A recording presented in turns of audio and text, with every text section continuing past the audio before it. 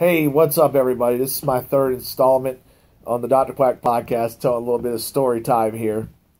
Not all the times were bad in the military. Everybody always thinks that when you talk to soldiers that they went through, war all the time, that they always had to deal with a lot of shit, a lot of people yelling at them and things like that. Believe me, the civilian life, you guys probably won't understand this, but we had garrison, it was the closest thing for us. I mean, my first 3 years in the military were probably spent in the field, training versus being deployed, except for one time while I was at Fort Hood.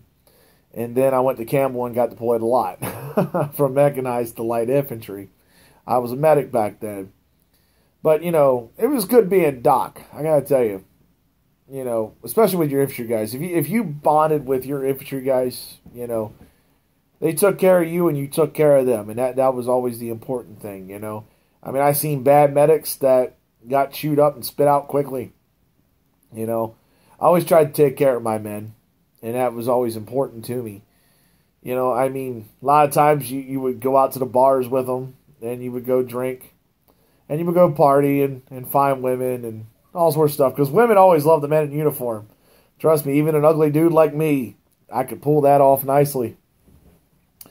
But, it's wild, man. I mean, I remember a lot of my life, them first 3 years. I was 18 to 21. I was probably drinking at the barracks before I went out. Or, back in those days, you used to put little X's right on your hands. And you'd wash them off. And somebody give you a bracelet or whatever. And you'd sneak in and you'd go drink. But, I mean, did a lot of partying. I mean, my average day, especially once I turned 21. Oh, boy. My average day was I would wake up for formation after a night of drinking. I would, go to formation or go to sick call to work till about almost 7:30. Either formation from PT would end, where you push ups and your sit ups and all that stuff, all the calisthenics that you love, like gym class, right? On steroids. But you do all that. 8 o'clock hit. Most people went to breakfast. I probably went to sleep.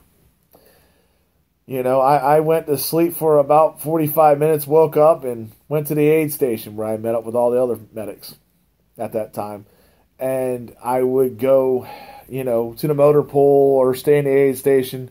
I always found the great thing, not seen, not heard. That's exactly what you wanted to do in the military, because otherwise, hey, you details came out.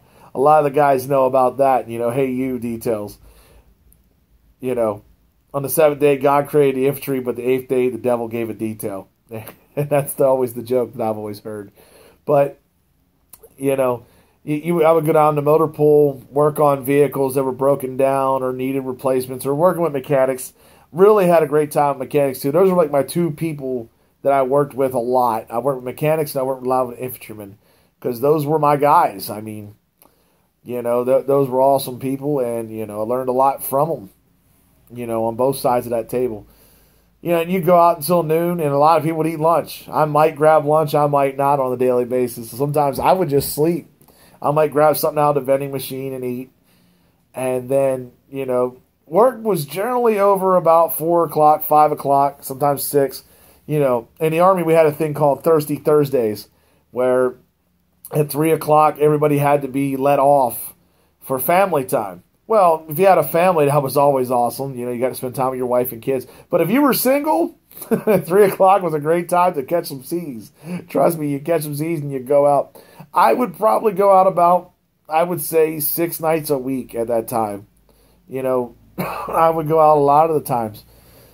But anyways, you'd go out and you get some sleep by about 5:30, and you'd wake up about 8:30. You get up, you take a shower, you get yourself cleaned up, and you go out to the bar and start drinking and start bullshitting. A lot of times it didn't matter what night, because there was always people out.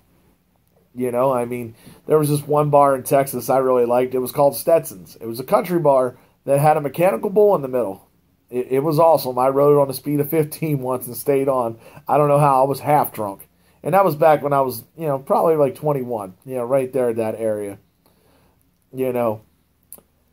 And it was funny. I mean, you would always see a whole bunch of stuff go down, in bars between military. It always told me, this was really cracking me up. If my sister unit was in the field, their wives were at the bar. And you'd see that quite often, military wives just cheating on their husbands. I mean, really sad, and you knew where they were. Because all you had to do, look at the hand, man. Look at the hand. Usually right there. That little ring. If you see a tan line, that would generally tell you that they were probably either previously married, unhappily married, or their husband's in the field. That's a lot of times when it meant their husband was in the field. And you'd see that quite often, and it was really bad. I had a few occasions where I almost got killed because of that. Younger days, you don't pay attention. Trust me, the older you get, the more knowledge you have and the more things you know not to do. It's the most common thing for me to look for, because if I see that tan line, I'm like, really?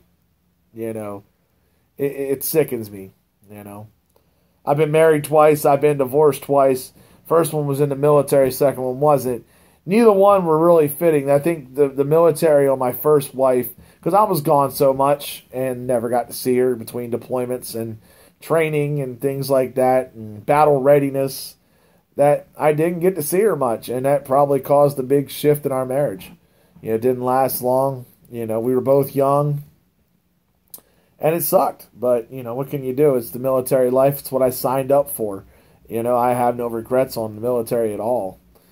You would just, that was a lot of my life. When I wasn't married, I was only married for about a year in the military. And most of that separation period, I was divorced. I was separated and I was overseas. So I didn't see her that much. But you always see funny things, how the military was. A lot of fun times, though. If you ever in Texas, let me tell you, go to Austin. Go to 6th Street. 6th Street is phenomenal. Just 2.5 miles worth of bars. They Friday and Saturday, they closed the streets down. Every kind of bar you can imagine. Country bars, rock bars, techno bars, tattoo parlors, pizza parlors. All sorts of things down there. They had the beard lady down there, and she ran for mayor, and that was a guy, by the way. Ran for mayor and got second. It's nicknamed the City of Freaks, but it is one of the funnest places I ever partied in my life. So if you ever get a chance, go down to Austin, Texas. That was one of the most coolest experiences of my life. These stories I'm just telling, I'm telling you kind of how life was.